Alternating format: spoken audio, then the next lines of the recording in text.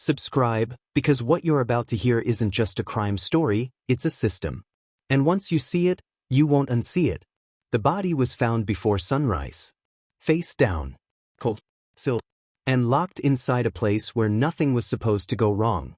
Redwood Federal Correctional Facility sat miles outside the nearest town, surrounded by flat land and razor wire fences that cut across the horizon like scars. It was quiet out there, too quiet, the kind of silence that swallowed sound and made everything feel controlled. At 5:42 a.m., during routine morning count, Correctional Officer Ben Carter stopped at cell B12. He knocked once. No response. He knocked again, harder this time. Still nothing. That's when he opened the slot and saw the blood. Inmate Daniel Reeves, age 38, was lying on the concrete floor, motionless. There were no signs of a struggle.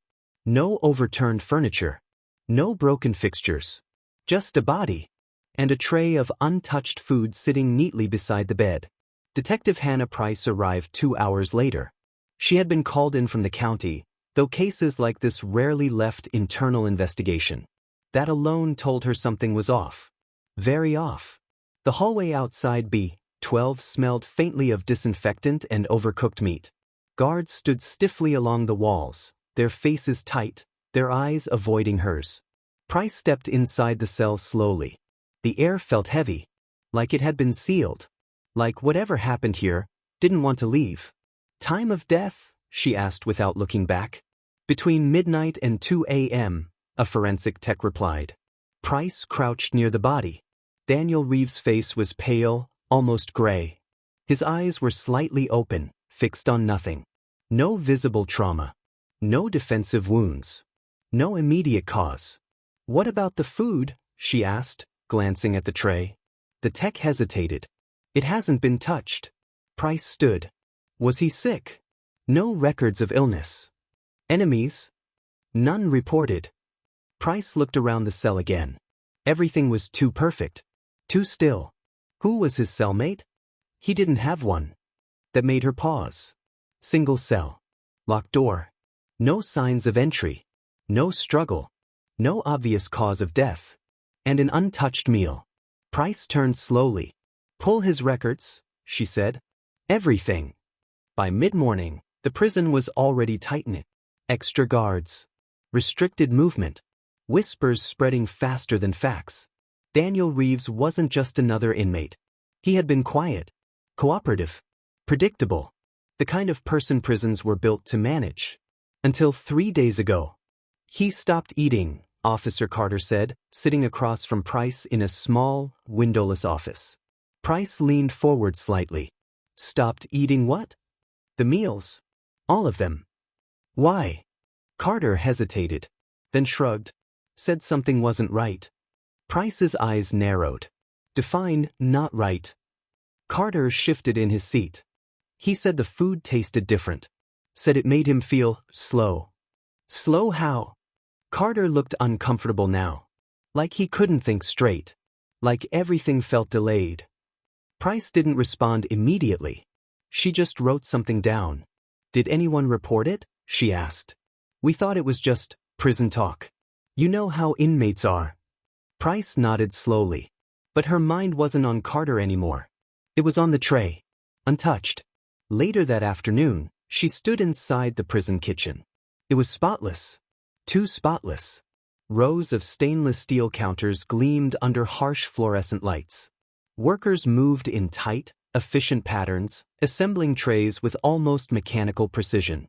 Protein, carbs, vegetables. Every portion identical. Every tray the same. Price watched silently. How long has the menu been like this? She asked.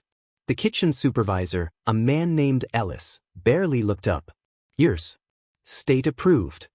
Same supplier? Yes. Price picked up a tray. The food looked lifeless. Not spoiled. Not rotten. Just empty. Anyone ever complain? She asked. Ellis gave a short laugh. It's prison food. They always complain. Price set the tray down. Not like this. Ellis didn't respond. That night, Price reviewed surveillance footage. 12:03 am. Daniel Reeves was sitting on his bed. Alive. Still. 12:47 a.m. He lay down. 1:15 a.m. The camera flickered. Just once. Barely noticeable. 1:16 a.m. He was on the floor. Price leaned closer. Boom.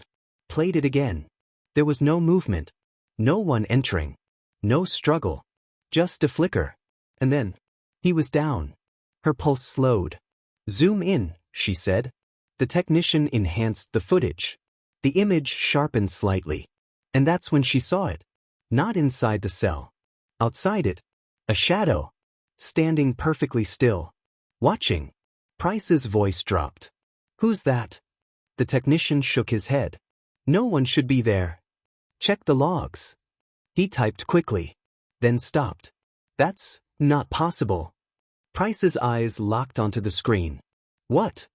There's no record of anyone in that corridor at that time. Silence filled the room. Price straightened slowly. Because she had seen it. A figure. A presence. A person who wasn't supposed to exist. And now didn't. The next morning, the lab results came back. Price stood in the medical wing, reading the report carefully. No toxins, the doctor said. No drugs. No signs of poisoning. Price frowned. Then what killed him? The doctor hesitated. There is something unusual. Price looked up. What kind of unusual? The doctor swallowed. There are trace compounds in his system. From what? The doctor met her eyes. From the food. Price felt something shift. What kind of compounds? The doctor took a breath. Behavioral regulators. Low-dose. Repeated exposure. Price didn't speak. They affect cognition, the doctor continued. Mood stabilization. Reduced aggression. Slower neural response. Price stared at the report. You're telling me the prison is dosing inmates? The doctor didn't answer. Because he didn't have to. Price turned slowly. And what happens, she asked quietly, when someone stops eating it? The doctor hesitated. Longer this time. We don't know. Price's grip tightened on the file. But Daniel Reeves did. That afternoon, she pulled every record she could find. Meal logs. Supplier contracts. Medical reports. And one name kept appearing. Not in bold. Not obvious. But consistent. A private contractor listed under nutritional oversight. Dr. Adrian Voss. There was no photo. No full profile. Just a signature. Repeated. Again. And again. Price leaned back in her chair. Because now, it wasn't just about a dead inmate. It was about a system. And someone controlling it from the inside. That evening, just before lockdown, another tray hit the floor.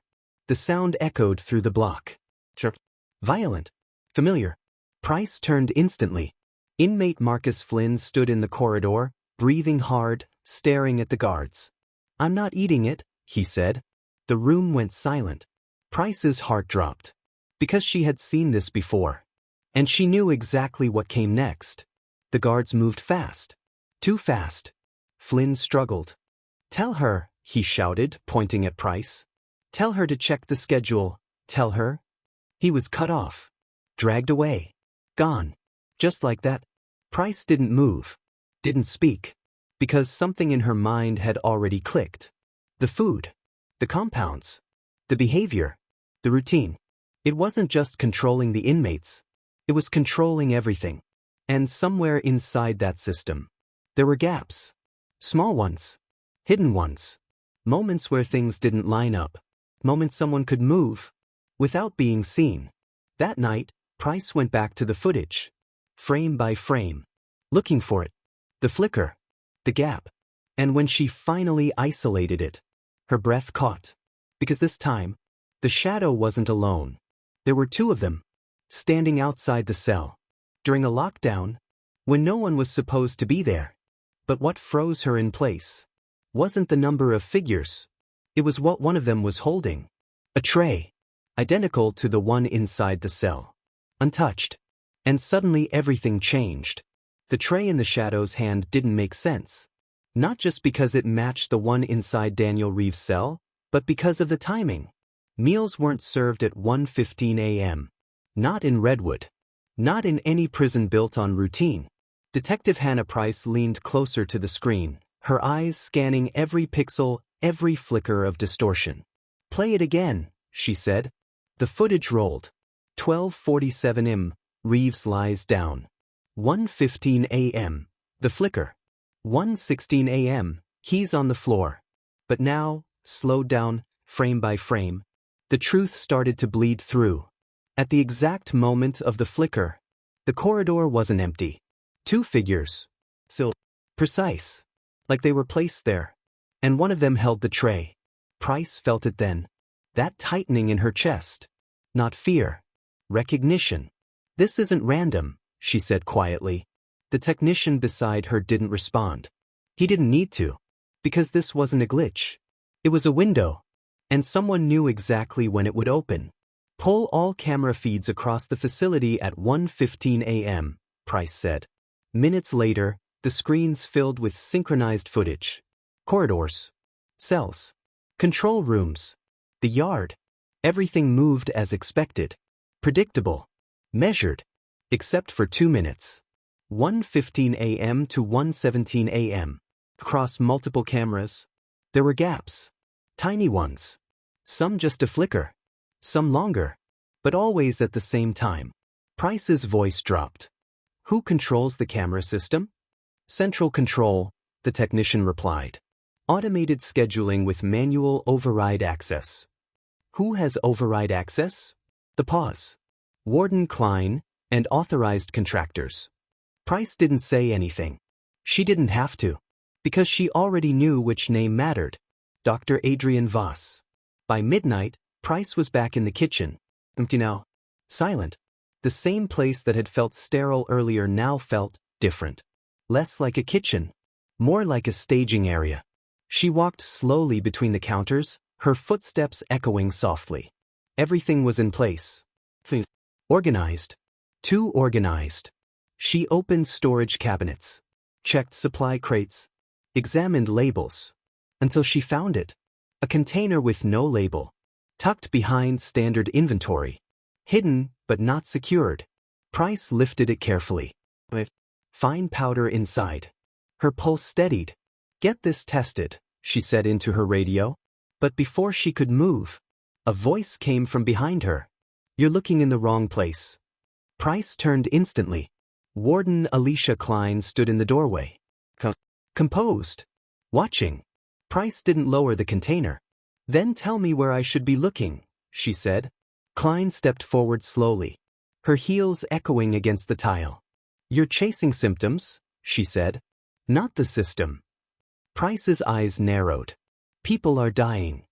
Klein didn't react. "People are stabilizing," she corrected. The silence that followed was heavy. Price stepped closer. "You're dosing them," she said.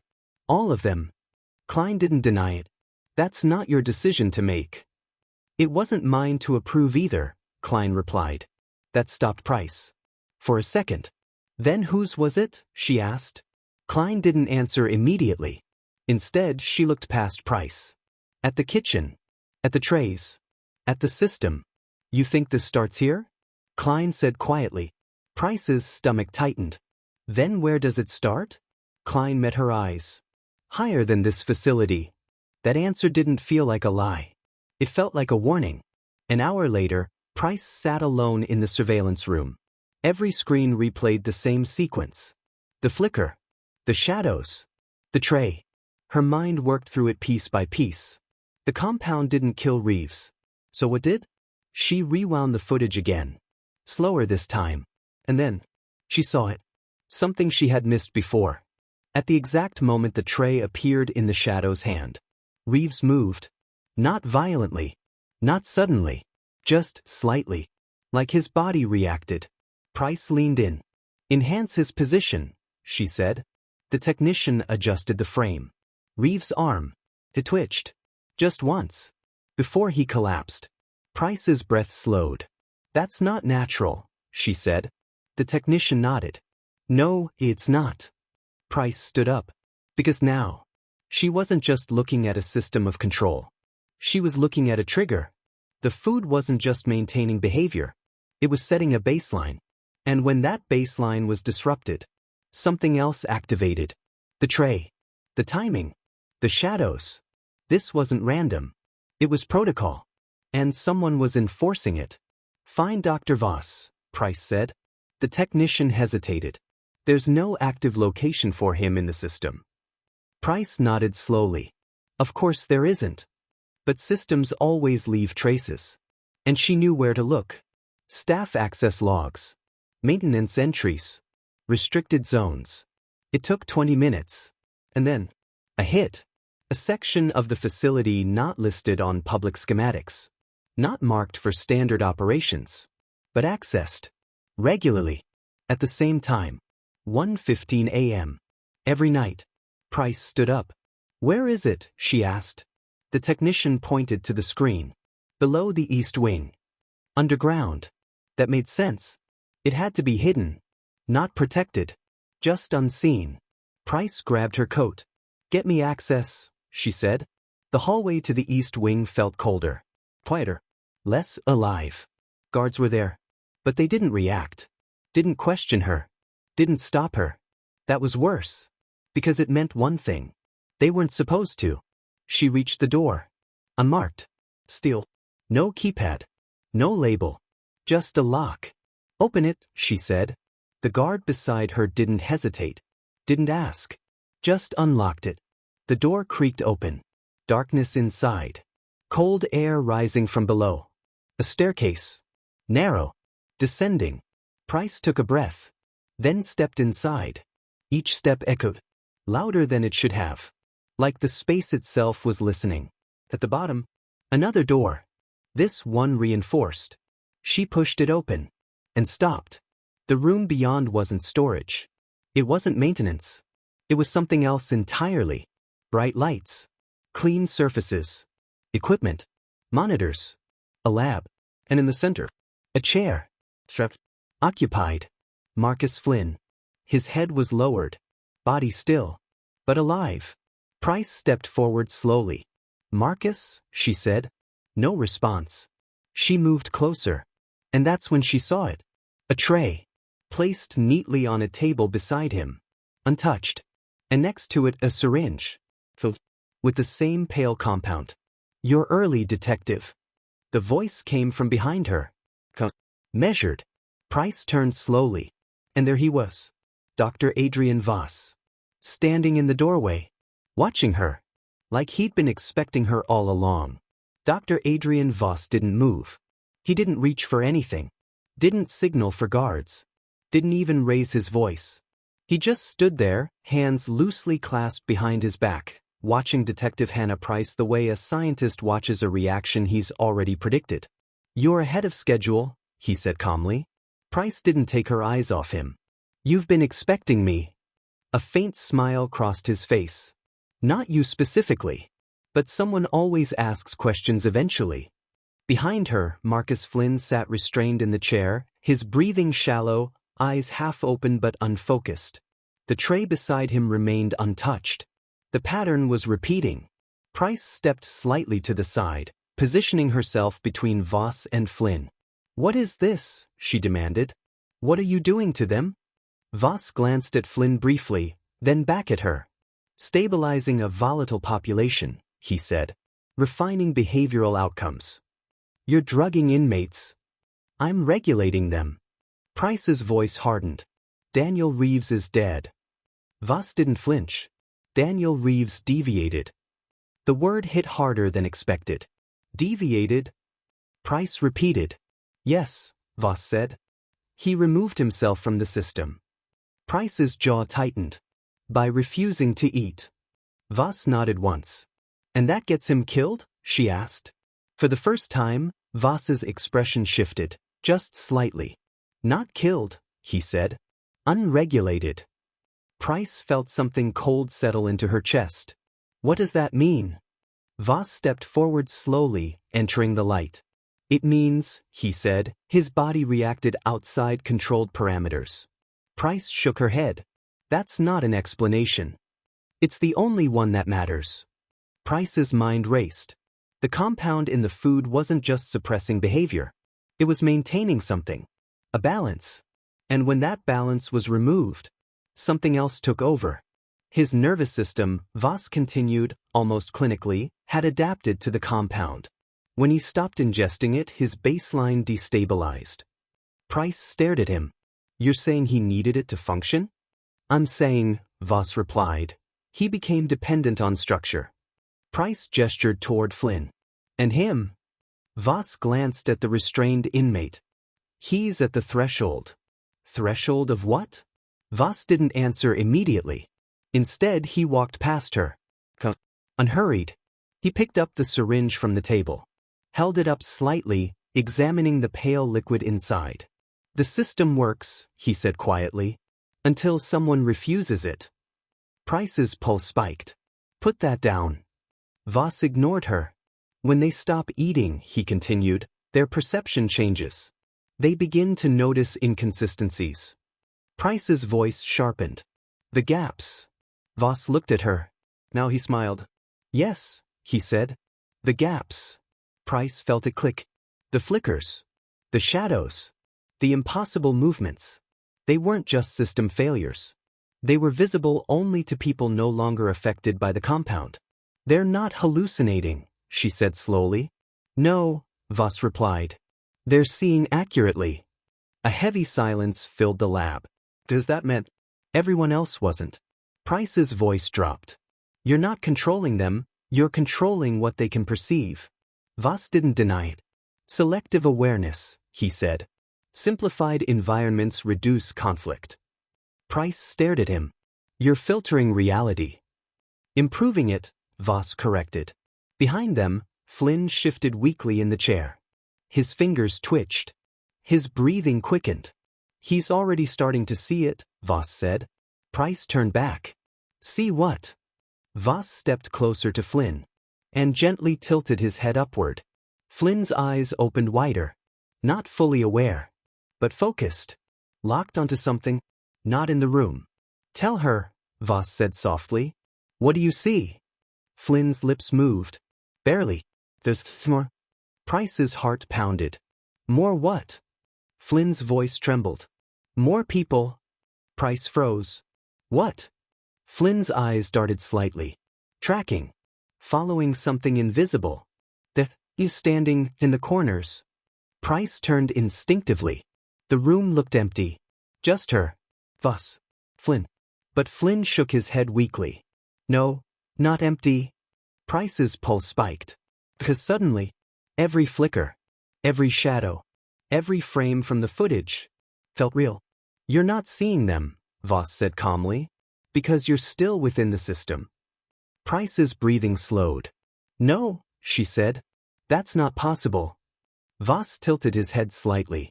Isn't it? He stepped closer. Too close. And lowered his voice. Have you eaten since you arrived here, detective? Price didn't answer, because she already knew the answer. Every meal, every tray, every cup. Her stomach tightened. You're part of it, Voss said quietly. Price stepped back. No. But the certainty was gone. Because now, she couldn't trust what she was seeing. Or what she wasn't. Suddenly, the lights flickered. Twice. Price's breath caught. Because for a split second, she saw it. A shadow. Not where it should be. Standing behind Voss. She blinked. It was gone. Her pulse slammed. Now you're starting to understand, Voss said. Price turned sharply toward Flynn. He was shaking now. Eyes wide. Terrified. They're getting closer, he whispered. Price grabbed the edge of the table. Grounding herself. This ends now, she said. She moved fast. Knocking the syringe from Voss's hand. Grabbing Flynn's restraints. Voss didn't stop her. That was the worst part. You can take him, he said calmly. Price froze. What? Voss stepped back. Hands raised slightly. The system doesn't stop, he said. It adapts. Price's chest tightened. You won't get away with this. Voss smiled faintly. I already have. Sirens suddenly echoed above. If you think this story was intense, you're not ready for the next one. Subscribe, because what you're about to hear isn't just a crime story, it's a system.